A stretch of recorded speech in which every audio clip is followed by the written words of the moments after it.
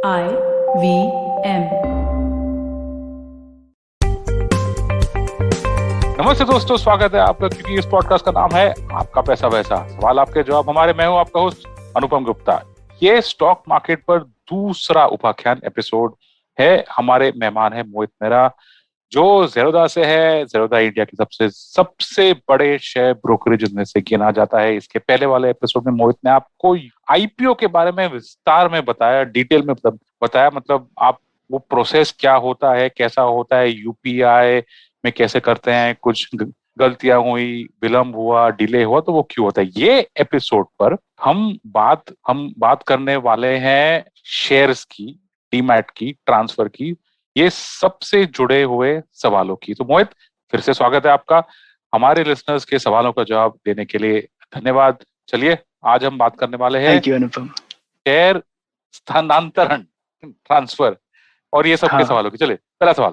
तो मैं मेरे शेयर्स को भेंट, दान, गिफ्ट कैसे कर सकता हूँ? इसका प्रोसेस क्या होता है? समझिए, मुझे मेरे परिवार में मेरे बेटे को, मेरी बीवी को या मेरे माँ बाप को शेयर्स भेंट देने हैं, गिफ्ट देने हैं, या मुझे चैरिटी में डोनेट करना है, कोई संस्था को डोनेट करना है। ये पूरा प्रोसेस, ये प्रक्रिया कैसी होती है, वो बताइए हमें। अनुपम, सबसे पहले जान लेते हैं कि आपके शेयर्स जो हैं कोई भी कंपनी के हो, वो रखे कहाँ पे जाते हैं।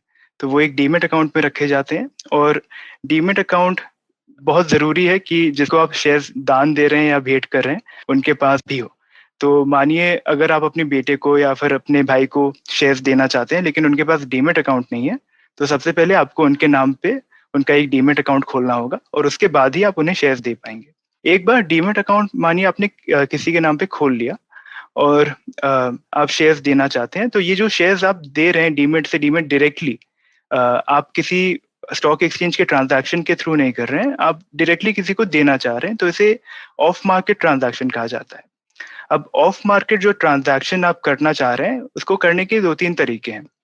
एक तरीका है कि आपके पास जिस डिपॉजिटरी में डीमेट अकाउंट है, तो इंडिया में जैसे दो डिपॉजिटरीज सीडीएसएल और एनएसडीएल, अगर आप इन डिपॉजिटरीज में डीमेट अकाउंट रखते हैं तो डायरेक्टली आप नहीं रखते, आप किसी डिपॉजिटरी पार्टिसिपेंट के जरिए रखते हैं। तो जैसे आपका स्टॉक ब्रोकर है जो एक्सचेंज पे आपके सौदे भेजता है, वैसे ही आपका डिपॉजिटरी पार्टिसिपेंट आपको आपके डिपॉजिटरी के साथ कम्युनिकेट करने में मदद करता है। वो आपका डीमेट अकाउंट मैनेज कर रहा है डिपॉजिटरी के बिहाफ पे।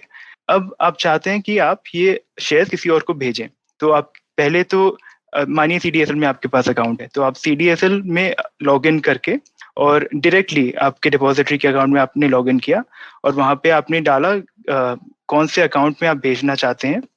और ये एक वेरिफिकेशन की प्रक्रिया होती है, वो आपने प्रक्रिया पूरी कर ली ताकि कोई बिना सिक्योरिटी के आपके अकाउंट से ट्रांसफर ना कर ले आसानी से। तो जैसे नेट बैंकिंग में बहुत सारे ओटीपी होते हैं और बहुत सारे ऑथेंटिकेशन होते हैं, तो यहाँ पे भी आपको सिमिलर ऑथेंटिकेशन करना होता है।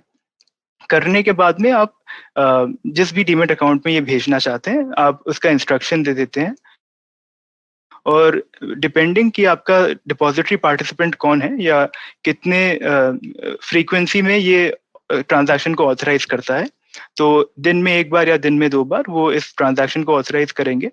तो मानिए अगर आपने 2 बजे कोई ट्रांजैक्शन डाला और आपका डिपॉजिटरी पार्टिसिपेंट हर दिन 6 बजे शाम को ये ऑथराइज करता है, तो 6 बजे वो फिर इमीडिएटली जिस भी अकाउंट में आप भेजना चाहते हैं चला जाएगा।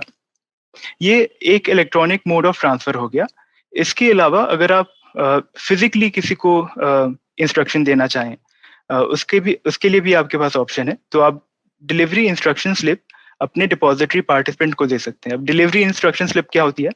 तो जैसे आपके बैंक अकाउंट के लिए चेक बुक होती है, वैसे ही आपको एक डीआईएस बुकलेट दी जाती है डिपॉजिटरी पार्टिसिपेंट के द्वारा, जिसकी स्लिप में आप इंस्ट्रक्शन दे सकते हैं कि आपको अपने शेयर्स कहाँ भेजने हैं। तो आपने वहां पे इंस्ट्रक्शन दे दिए, आपने बता दिया कि आपको किस डीमेट में भेजना है, किस कारण की वजह से भेजना है। और कारण भरना जरूरी है क्योंकि कारण पे डिपेंड करता है कि उस पर स्टैम्प ड्यूटी लगेगी नहीं लगेगी। अगर आप गिफ्ट कर रहे हैं किसी को शेयर्स तो उसमें स्टैम्प ड्यूटी नहीं लगती क्योंकि उसमें ट्रांजैक्शन वैल्यू 0 हो जाती है। इसके बाद में अगर आप DIS स्लिप भी यूज नहीं करना चाहते, क्योंकि ऑफलाइन तरीका आप क्यों यूज करेंगे, और आपको CDSL या NSDL के सिस्टम में लॉगिन करके इंस्ट्रक्शन नहीं देना, क्योंकि बहुत कम्बरसम है, आप UPI यूज करने के अधीन है, आप जल्दी जल्दी ट्रांसफर करना चाहते हैं चीजें, रुपया भी, और कोई भी ट्रांजैक्शन पे आप समय नहीं व्यर्थ करना चाहते, तो एक नया तरीका है EDIS। EDIS का फुल फॉर्म हुआ इलेक्ट्रॉनिक डिलीवरी इंस्ट्रक्शन स्लिप। तो जैसे डिलीवरी इंस्ट्रक्शन स्लिप में आप बताते हैं कि शायद आपको कहाँ भेजने हैं, EDIS में भी आप वही बताते हैं। ऑथेंटिकेशन रियल टाइम में आप बस एक OTP के जरिए कर सकते हैं, और जैसे ही आप ये वेरीफाई करते हैं, आपका जो इंस्ट्रक्शन है, आपका स्टॉक ब्रोकर या डिपॉजिटरी पार्टिसिपेंट ऑथराइज कर देता है, और ये जिस भी अकाउंट में आप भेजना चाहेंगे शेयर्स, वो चले जाते हैं।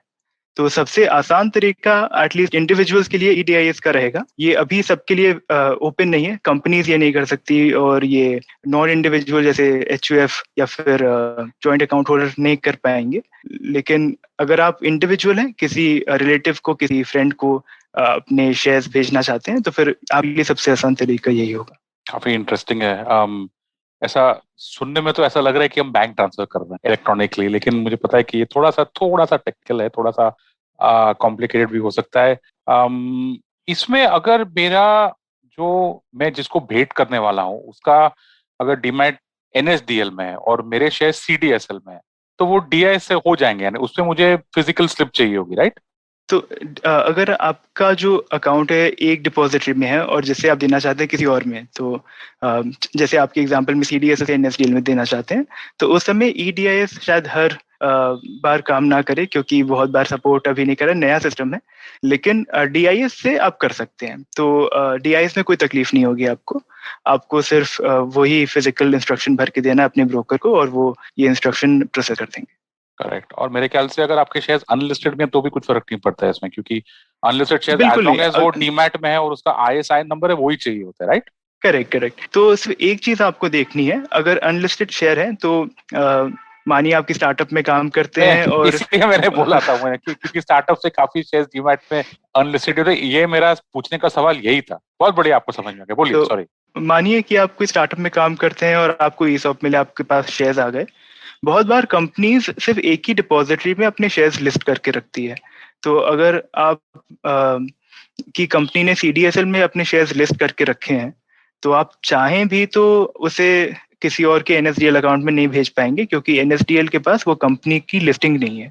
तो ये कंपनी, तो जैसे हम जब लिस्टिंग की बात करते हैं, जनरली हम स्टॉक मार्केट लिस्टिंग, एक्सचेंज की लिस्टिंग की बात करते हैं, लेकिन यहाँ पे डिपॉजिटरी में भी कंपनी का नामांकन होना बहुत जरूरी है। अगर वहाँ पे कंपनी ने रजिस्टर नहीं किया है, तो जिस डिपॉजिटरी में कंपनी रजिस्टर्ड है वहीं पे आप शेयर्स भेज पाएंगे। उसका भी बहुत आसान वर्क अराउंड है।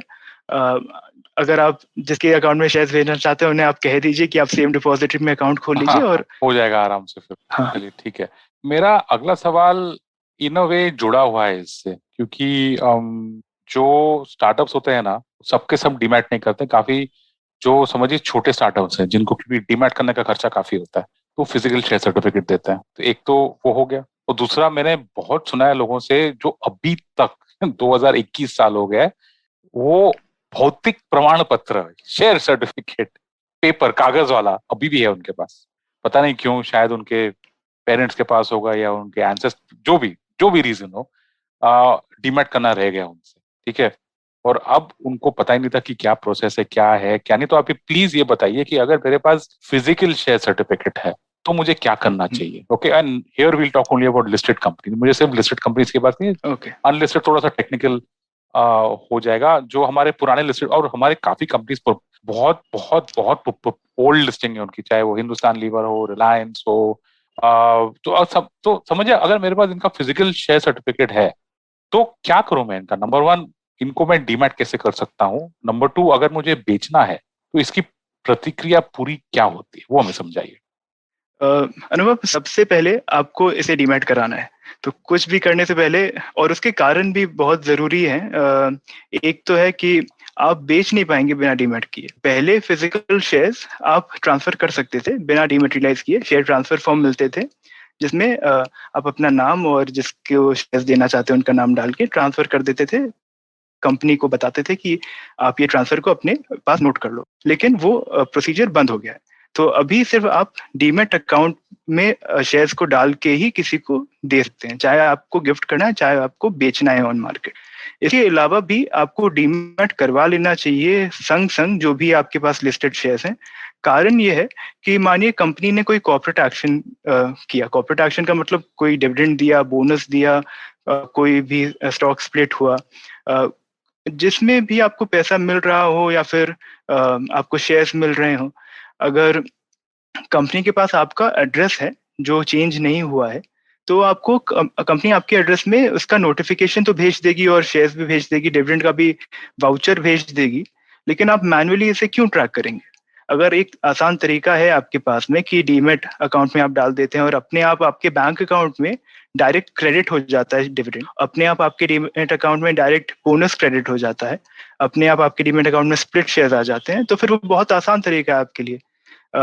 तो डीमेटेरियलाइजेशन करने का तरीका जो है वो सिर्फ एक फिजिकल फॉर्म आपको भरना पड़ेगा, लेकिन वो फिजिकल फॉर्म भरने के बाद में सब कुछ आपके लिए इलेक्ट्रॉनिक हो जाएगा। तो ये फिजिकल फॉर्म जो है वो आप अपने डिपॉजिटरी पार्टिसिपेंट के पास जा सकते हैं, जहाँ पे भी जिस स्टॉक ब्रोकर के पास आपने अपना डीमेट अकाउंट खोला है, उन्हें आप बताइए कि आपके पास ये शेयर्स हैं। हर स्टॉक ब्रोकर का एक ही जैसा तरीका होगा, कुछ ज्यादा चेंज नहीं होगा। फॉर्म्स थोड़े बहुत अलग हो सकते हैं, लेकिन वो सिर्फ जानना चाहेंगे कि ये शेयर आपके हैं और वो ओरिजिनल शेयर जो है वो आपसे मंगवाएंगे। ये शेयर्स आरटीए को, जो रजिस्ट्रार या ट्रांसफर एजेंट होता है कंपनी का, उन्हें भेजा जाता है और रजिस्ट्रार इस फिजिकल शेयर को हटा के आपको इलेक्ट्रॉनिक फॉर्म में आपके डीमेट अकाउंट में शेयर्स दे देता है। पहली बात इसमें मोहित, मुझे डीमैट अकाउंट होना चाहिए मेरा, वो बहुत जरूरी है, राइट? बिल्कुल बिल्कुल। और मानिए कि आपके पास अपने नाम में शेयर्स हैं या किसी और के नाम में शेयर्स हैं, जिसके भी नाम में शेयर है उसी के नाम का डीमेट अकाउंट होना चाहिए। ओहो। अगर आप देखते हैं कि शेयर्स आपके पिताजी के नाम पे हैं, तो डीमेट अकाउंट उनके ही नाम पे खुलना चाहिए। अगर उनका देहांत हो गया है तो फिर आपको पहले शेयर्स कंपनी को भेज के, रजिस्ट्रार को भेज के कंपनी के उसे ट्रांसमिशन करवाना पड़ेगा, अपना नाम अंकन वहां पे करवाना पड़ेगा। और वो करवाने के बाद में जब आपका नाम फिजिकल शेयर पे आ जाता है, तब आप उसे डीमैट करवा सकते हैं। तो जिसका डीमैट अकाउंट है उसी का फिजिकल शेयर हो सकता है। ओके, इसमें काफी बार मैंने सुना है कि एक आध बार समझिए ब्रोकर ने या डीमैट जो भी है, सीडीएसएल एनएसडीएल ने अगर मदद नहीं की, तो क्या मैं कंपनी के पास जा सकता हूँ? उनका भी आप आफ्टर ऑल एक इन्वेस्टर सर्विस डिपार्टमेंट होता है उनका। बिल्कुल बिल्कुल। तो आप अगर कंपनी के वेबसाइट में जाएंगे तो आपको जनरली सारे लिस्टेड कंपनीज के वेबसाइट में एक इन्वेस्टर रिलेशंस का कॉलम मिलेगा, वहाँ पे एक टैब मिलेगा। उसमें आप देखिएगा कि जो कंपनी के सीएस हैं, कंपनी सेक्रेटरी हैं, उनकी कॉन्टैक्ट डिटेल्स रहती हैं। उसके अलावा जो कंपनी का रजिस्ट्रार है उनकी कॉन्टैक्ट डिटेल्स रहती हैं। और आप इस ईमेल आईडी पे लिखिए या फिर आप उस नंबर जो भी आपको दिया हुआ है वहाँ पे फोन करिए, आपको वो मदद करने के लिए तैयार हैं, क्योंकि उनका काम ही ये है कि जो भी इन्वेस्टर्स हैं कंपनी के, उन्हें कोई भी दुविधा नहीं हो अगर वो शेयर ट्रांसफर करना चाहते हैं या फिर डीमेट में अपने शेयर्स डालना चाहते हैं तो। ठीक है, अभी इसके जुड़े हुए और इनफैक्ट जो हमारे आखिरी दो सवाल हैं वो काफी महत्वपूर्ण है, क्योंकि ये सिचुएशन आपने भी सुना होगा, मैंने भी सुना होगा। तो जो आपने बोला था कि किसी का देहांत हो गया, तो उसमें भी आएंगे हम लोग, पर उसके पहले एक जो होता है, जो मस्ट होता है, जो लोगों को करना ही चाहिए, वो है नॉमिनी ऐड करना। चाहे आपका बैंक अकाउंट हो या आपका इंश्योरेंस हो या आपका स्टॉक ट्रेडिंग हो या आपका डीमैट हो या आपका जो भी फाइनेंशियल प्रोडक्ट हो, जो नामांकित मनोनीत व्यक्ति नॉमिनी जो हो, जो बोलते हैं, वो कैसे कर सकते हैं? समझिए मैंने जेरोधा में मैंने अकाउंट खोलते टाइम और डीमैट खोलते टाइम मेरे से रह गया, क्योंकि नॉर्मली तो आप पूछते हैं सामने से कि भाई नॉमिनी ऐड करो, लेकिन मेरे से नहीं हुआ, या वो टाइम पे मैं सिंगल था, अभी मेरी शादी हो गई, बच्चे हो गए। तो ये नॉमिनेशन का प्रोसेस का हमें विस्तार में बताइए, क्या है? तो अगर आप स्टॉक ब्रोकर के पास अपना अकाउंट खोल रहे हैं, तो 1 पेज का या 2 पेज का फॉर्म होता है नॉमिनेशन का, जहाँ पे आप अपने नॉमिनीज को ऐड कर सकते हैं। और सिर्फ नाम आप नहीं देते हैं, आप ये भी बताते हैं कि मानिए एक से ज्यादा आपने नॉमिनी ऐड किया, तो हर नॉमिनी को आप कितना परसेंटेज शेयर देना चाहेंगे अपनी होल्डिंग्स का, तो वो भी आप डिस्क्राइब कर सकते हैं। मानिए आप अपने भाई को, अपने मदर को, अपने फादर को नॉमिनेट कर रहे हैं और आप चाहते हैं कि आप, अगर आपका देहांत होता है तो आपके भाई को 20% शेयर जाए और आपके फादर को 50% जाए, आपके मदर को 30% जाए, तो वो आप डिस्क्रिप्शन भी दे सकते हैं। ये फॉर्म कोई भी स्टॉक ब्रोकर से मांगने के लिए उनके FAQ फ्रीक्वेंटली आस्क्ड क्वेश्चन के जो पोर्टल होता है वहाँ पे आप जाके देख सकते हैं। इसके अलावा आप अगर उन्हें पूछेंगे कि नॉमिनेशन फॉर्म कहाँ मिलेगा, वो आपको बता देंगे। तो ये क्योंकि फिजिकल फॉर्म होता है, ऑनलाइन नहीं लिया जा सकता है इसका इंस्ट्रक्शन। ये अभी कंपनी एक्ट की वजह से ये लिमिटेशन है। शायद कुछ दिनों बाद, क्योंकि सब कुछ अभी ऑनलाइन होने लगा है, ये भी हो सकता है कि हटा दी जाए, तो फिर आप ऑनलाइन भी कर पाएंगे। लेकिन अभी के लिए आपको फिजिकल फॉर्म ही देना होगा, लेकिन बहुत आसान सा फॉर्म है। चलिए ठीक है। तो आखिरी सवाल, खुदा ना खास्ता, गॉड फॉरबिड, अगर मेरी मृत्यु हो जाए तो मेरे जितने भी इन्वेस्टमेंट्स है, निवेश में मेरे जितने भी शेयर, म्यूचुअल फंड्स, उनका क्या होगा? अगर आपके अकाउंट में आपने मानिए नॉमिनेशन किया हुआ है, तो नॉमिनेशन अगर किया है, जिसके भी नाम में नॉमिनेशन है, वो डिपॉजिटरी पार्टिसिपेंट जिसके पास डीमेट अकाउंट था आपका, वहाँ पे उन्हें लिख सकते हैं, आपका डेथ सर्टिफिकेट दे सकते हैं, और उनके नाम पे फिर वो डीमेट अकाउंट ट्रांसफर हो जाता है। तो जो भी शेयर में आपने नॉमिनेशन के लिए अपना डाला था, या फिर अगर किसी एक आदमी को भी दिया था, तो उन्हें ट्रांसफर हो जाएगा। अगर आपके अकाउंट में सिर्फ कोई जॉइंट होल्डर था, तो आपने कभी नॉमिनेशन नहीं किया, लेकिन आपने सारे अकाउंट्स जो भी अपने खोले जॉइंट होल्डर के साथ में खोले, अपने वाइफ के साथ में खोले या फिर अपने सिबलिंग्स के साथ में खोले, तो उस सिनेरियो में जो भी सर्वाइविंग जॉइंट होल्डर होता है, वो स्टॉक ब्रोकर को, डिपॉजिटरी पार्टिसिपेंट को बता सकता है कि इनका देहांत हो गया है, ये हमारे नाम पे डीमेट अकाउंट कर दिया जाए, वो हो जाता है। और फाइनली अगर मानिए कि आपने नॉमिनेशन भी नहीं किया और जॉइंट होल्डर भी कोई नहीं था, उस केस में भी ट्रांसमिशन तो हो जाएगा जो भी आपके सर्वाइविंग लीगल एयर्स हैं, लेकिन उन्हें एफिडेविट जाके सबमिट करना होगा। सिर्फ डॉक्यूमेंटेशन थोड़ी बढ़ जाती है। तो आप नहीं चाहेंगे कि जो भी आपको सर्वाइव कर रहे हैं उनको तकलीफ हो ये आपके एसेट्स को पाने के लिए। तो सबसे अच्छा तरीका रहेगा कि आप या तो नॉमिनी अपॉइंट कर लीजिए अपने अकाउंट्स के लिए, या फिर आप जॉइंट होल्डर रखिए। चलिए दोस्तों, होपफुली ये आपके कुछ काम आएगा। ये था हमारा आज का एपिसोड, आपका पैसा वैसा। हमने बात की शेयर्स के जुड़े मामलों की। इसका जो प्रीवियस एपिसोड था वहाँ हमने IPO की बात की। मेरे मेहमान दोनों एपिसोड्स के लिए हमारे विशेषज्ञ ज़ेरोधा के मोहित मेहरा। मोहित, आपका बहुत बहुत धन्यवाद हमारे दर्शकों, लिसनर्स के सवालों का जवाब देने के लिए। नहीं अनुपम, आपको धन्यवाद। Thank you for having me. Thank you दोस्तों, धन्यवाद आपका ये पॉडकास्ट सुनने के लिए। अगर आपको कोई भी सवाल हो, कोई भी प्रश्न हो, तो आप हमें भेज सकते हैं मेरे ट्विटर अकाउंट पर। मेरा ट्विटर अकाउंट है B50, मेरे DMs खुले हैं। या आप IVM के सोशल मीडिया अकाउंट पर, उनका लिंक्डइन, ट्विटर जो भी है, वहां पे आप डाल सकते हैं। IVM के वेबसाइट पे भी आप जाके पूछ सकते हैं। मेरा नाम है अनुपम गुप्ता। आपको मिलते हैं आपके पैसा वैसा पर।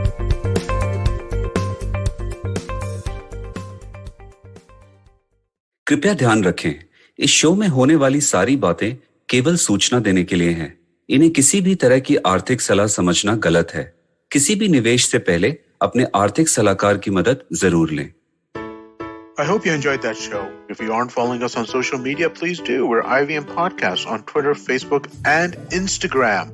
We'd like to thank the sponsors on the network this week. Thank you so much to Cred, Ciet, and Global Victoria. Without you guys, this thing would not be possible. So, on the note, Maruk Inayat gives us an overview of the potential Twitter ban in India.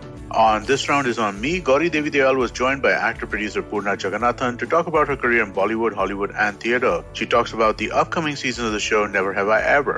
On Cyrus Says, we had legendary musician Usha Uttup. She took us through her journey and shared her experiences as the unconventional musician. In the second installment of the Father's Day special on Akla Station Adulthood, Ayushi has a candid conversation with her father, Siddharth Amin. On the Global Victoria Tech Talks podcast, we showcase some compelling new tech stories coming out of Melbourne. Whether it's from the buzzing gaming industry or the robust edtech sector, Victoria is increasingly becoming a hub of emerging technology. And we talk to some thought leaders and industry legends about the same. Catch all the action from the World Test Championship on the Edges and Sledges podcast. For our Hindi listeners, we have Khel Niti, which goes live on YouTube every morning. And with that, I hope to see you again next week. Do you know Tamil? Tamil Puriyuma? Do your children enjoy great stories that inculcate good values? Hi, I am Ravishankar Balachandran and I host the Storytime Tamil podcast. I am excited to share a short story with great moral values every day. Listen to Storytime Tamil on the IVM podcast app, YouTube, or wherever you get your podcasts from.